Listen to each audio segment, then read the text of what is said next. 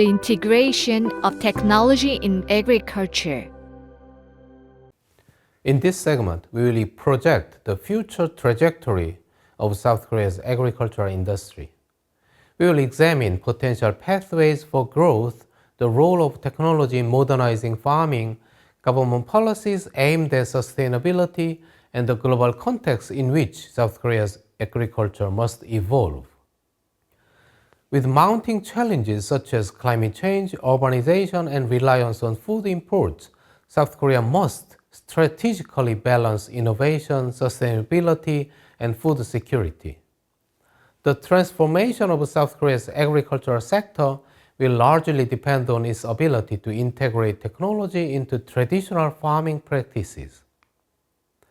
As the availability of arable land shrinks and labor shortages persist, innovations such as smart farming, AI-driven data analysis, and precision agriculture will play crucial roles in increasing efficiency and productivity.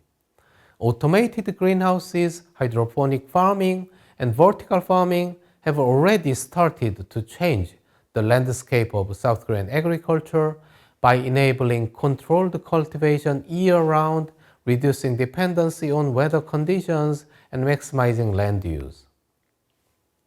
In addition to farm-level innovations, digital supply chain management systems are being developed to streamline distribution, minimize food waste, and improve market predictability. Technologies such as blockchain-based tracking for agricultural products and AI-assisted demand forecasting can enhance efficiency, benefiting both producers and consumers. However, for these advancements to be effective, policies must ensure that smaller farms and rural communities have access to the necessary infrastructure and training to adopt new technologies successfully. To reiterate, the introduction of such technology should be applied in a manner that empowers existing farmers rather than marginalize them. Considering the aging demographic of farmers in South Korea, the application of technology should primarily focus on supplementing the scarce labor force and supporting tasks that are challenging for older farmers. The shift toward agricultural sustainability. With growing awareness of health and environmental issues, there has been a significant rise in demand for organic, locally sourced, and sustainable food products. Consumers are willing to pay premium prices for food that is free from pesticides, genetically modified organisms, and harmful additives, pushing the agricultural sector to adapt to new market preferences. Recognizing the need to reform, the South Korean government has implemented various policies to modernize agriculture and promote sustainable food production. One of the key strategies involves expanding financial support for small and medium-sized farmers, helping them transition to more efficient and environmentally friendly practices. Government-backed research initiatives focus on developing drought-resistant crop varieties, organic farming techniques, and soil conservation methods to counteract the negative effects of climate change. Additionally, sustainable farming methods such as agroforestry, rotational cropping, and soil restoration are being encouraged to improve environmental resilience and long-term productivity. Farmers are responding by shifting toward high-value crops, organic farming, and eco-friendly practices that align with the consumer expectations. South Korea is also investing heavily in eco-friendly farming, encouraging the reduction of synthetic fertilizers and pesticides, while promoting the use of renewable energy in agricultural operations. Financial incentives and tax benefits have been introduced to support organic farmers and local food markets, aiming to shift consumer behavior toward more sustainable purchasing habits. However, challenges remain in ensuring that these policies are effectively implemented and that they translate into tangible benefits for farmers. Strengthening rural infrastructure, improving access to agricultural credit, and providing market support programs are crucial components of successful policy implementation. Food security and trade policy in a global context. Food security remains a persistent concern for South Korea, given its heavy dependence on food imports. The country currently imports more than 70% of its grain supply, leaving it vulnerable to global market fluctuations, trade disputes, and supply chain disruptions. Events such as the COVID-19 pandemic and the Russia-Ukraine conflict have highlighted the risks of over-reliance on foreign food sources, pushing South Korea to reassess its long-term food security strategy. To mitigate these risks, South Korea has pursued agricultural trade diversification, securing multiple sources for staple imports, while also investing in overseas agricultural projects. Joint ventures in countries like Vietnam and Kazakhstan allow South Korean companies to cultivate and import staple grains directly. Additionally, the government maintains emergency food reserves, ensuring that essential grains like rice and wheat are stockpiled in case of a crisis. Despite these efforts, achieving higher levels of self-sufficiency remains a challenge. Government-led initiatives to revitalize domestic wheat and barley production continue, but without large-scale land availability or economic incentives, substantial increases in domestic grain cultivation remain difficult.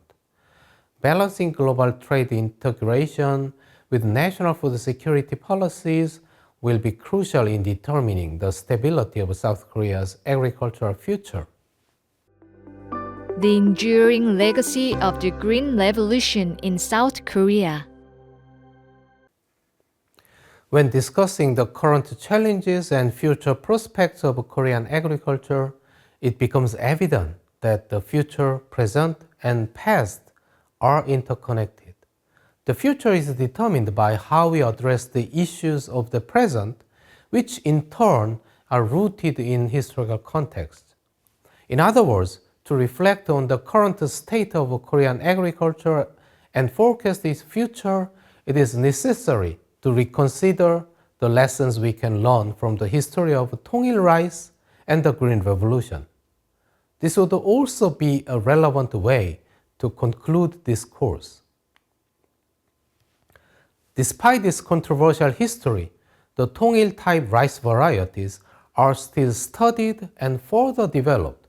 While no longer cultivated commercially in South Korea, breeders continue to develop ultra-high-yield varieties for the case they are needed in the future, possibly including the case of reunification of two Koreas.